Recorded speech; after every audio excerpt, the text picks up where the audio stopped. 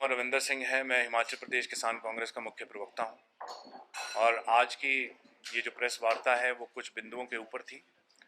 उनमें सर्वप्रथम जो हमने चिट्ठी आदरणीय प्रधानमंत्री जी को लिखी थी उसका जवाब हमें आया है।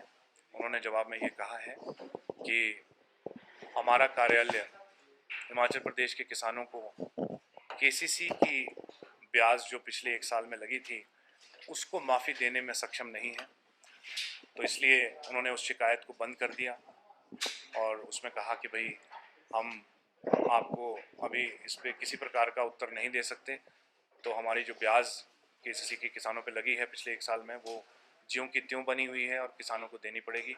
हम उनसे आग्रह करते हैं कि यदि वो हिमाचल प्रदेश के किसानों और बागवानों को इमीडिएट राहत दे सकें ब्याज से माफ़ी दे करके पिछले 1 साल की, तो हम उनके बड़े आभारी रहेंगे।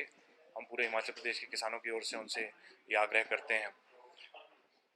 लाहौल स्पीति के रोड जो इस बारिश के कारण बंद पड़ गए थे, जो हाईवे बंद पड़ गया था, वो उसका संज्ञान आदरणीय श्री विक्रमादित्य सिंह जी ने लिया। हमने उनके सचिवालय में जाकर के उनको एक पत्र लिखा था जिसमें कांडी कोटला करके एक रोड है जो एज अ बाईपास काम करता है जब हाईवे नहीं चल रहा होता, तो हमने उनसे आग्रह किया था कि क्योंकि ब्रोकली की फसल सड़ चुकी है और बाकी फसलें जो हैं वो आनी हैं, आइसबर्ग की है, जुकीनी की है और बहुत सी गोभी लगी है।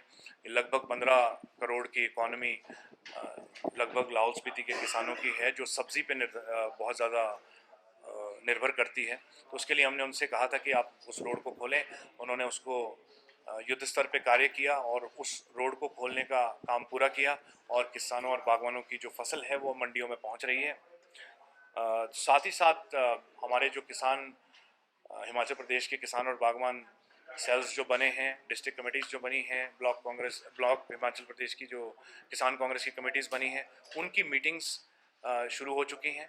हमारी 13 तारीख को कांगड़ा में ज़िला स्तर की मीटिंग है जो सुरेश पठानिया जी हमारे वहाँ के अध्यक्ष हैं वो कर रहे हैं, तो वो गग्गल में किसान भवन में होगी।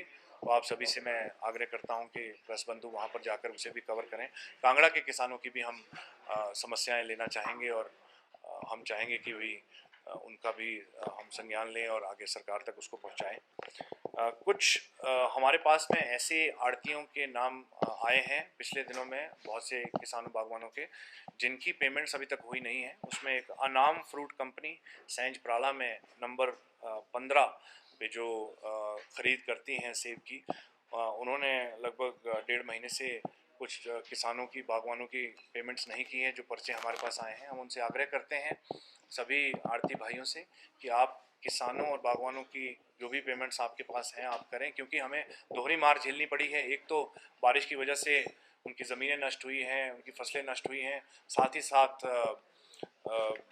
उनका जो इस बार का प्रोड्यूस था वो बहुत कम था, तो उन्हें भी आगे पेमेंट्स करनी होती हैं। कहीं पर जाकर के पेटी की पेमेंट करनी है या भरने वालों की करनी है, लेबर की करनी है, तो ट्रांसपोर्ट की करनी है। तो हम ये आग्रह करेंगे सभी आड़ती भाइयों से कि वो बागवानों की जो पेमेंट्स है वो जल्दी से जल्दी रिलीज़ करें।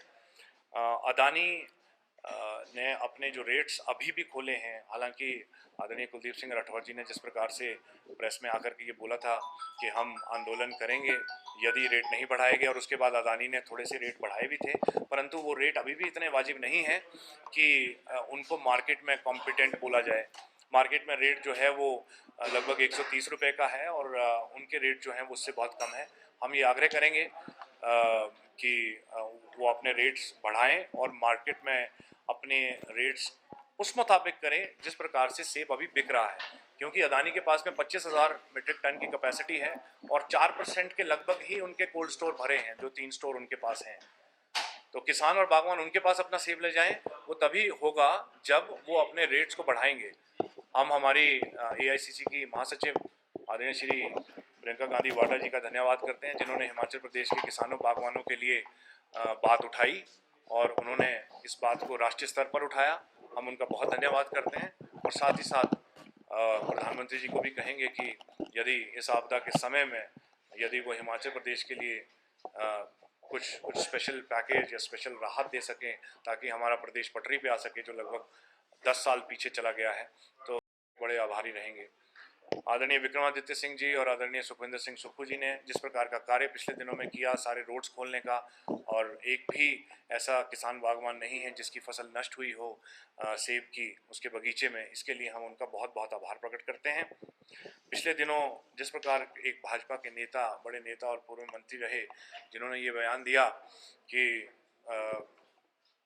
कांग्रेस एंटी फार्मर है, मैं उस बात का ज़ोरदार तरीके से खंडन करना चाहूँगा, क्योंकि हिमाचल प्रदेश की जनता जो है वो पढ़ी लिखी है, साक्षर है और इस बात को जानती है भली भांति। पूरे देश की जनता ये बात जानती है कि कांग्रेस ने किसानों के लिए क्या किया, चाहे वो पहले 5 ईयर प्लान में प्राइम मूविंग फोर्स के रूप में किसानी को एक्सेप्ट करना हो, या फिर वाइट रेवोल्यूशन हो, येलो रेवोल्यूशन हो, ग्रीन रेवोल्यूशन हो, ब्लू रेवोल्यूशन हो, ये सभी कांग्रेस के समय में प्रोत्साहित किए हुए और किए गए काम हैं।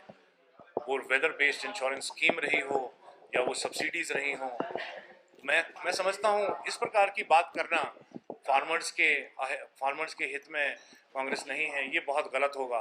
क्योंकि अगर हम देखें तो पिछले जो 3 काले कानून केंद्र सरकार ने पारित किए थे और उसका एजिटेशन करते हुए लगभग 1000 के लगभग लोगों ने, किसानों ने अपनी जान गंवाई, वो अपने आप में बहुत दुखद है। तो किसानों के हित में यदि केंद्र सरकार होती तो शायद हम उन लोगों की जान बचा पाते जिन लोगों ने अपनी जान गंवाई। और अगर प्रदेश की बात करें तो यहाँ पे भी जब भाजपा की सरकार रही है तो किसानों को अपनी जान से हाथ धोना पड़ा है। कोटगढ़ का ताजा मामला है जी, ये जैसा मैंने कहा कि इस मुद्दे पे राजनीति नहीं होनी चाहिए। Himachal Pradesh pollution control board जो है वो सुपरविजन और कंट्रोल में काम करता है सीपीसीबी के। सीपीसीबी जो है वो सेंट्रल पोल्यूशन कंट्रोल बोर्ड है। Water prevention of pollutions act जो है 1974 का, उसके अंतर्गत में ये एक्ट बनाया गया है। और आप जानते हैं कि कोई भी स्टैट्यूटरी बॉडी जो एक एक्ट के अंतर्गत काम करती है वो किसी सरकार के अंडर काम नहीं करती, वो उस एक्ट की रूपरेखा और उसके कानूनों पे काम करती है। ये जो जुर्माना लगाया गया है, मैं अपनी संवेदनाएं उस किसान भाई के साथ में रखता हूं, परंतु जो कृत्य जो उन्होंने किया है उसका संज्ञान पोल्यूशन कंट्रोल बोर्ड ने लिया है और पोल्यूशन कंट्रोल बोर्ड ने उन पे एनजीटी की रूलिंग के तहत जुर्माना लगाया है, जो अभिषेक राय वर्सेस स्टेट केस में 2013 की रूलिंग है। इसमें प्रदेश सरकार को कोसना अच्छी बात नहीं है, क्योंकि ये प्रदेश सरकार का कार्य नहीं है, ये कार्य स्टैट्यूटरी बॉडी का है। और उन्होंने जिस चीज़ का हवाला दिया है एनजीटी, नेशनल हरित प्राधिकरण, वो एक जुडिशियल बॉडी है।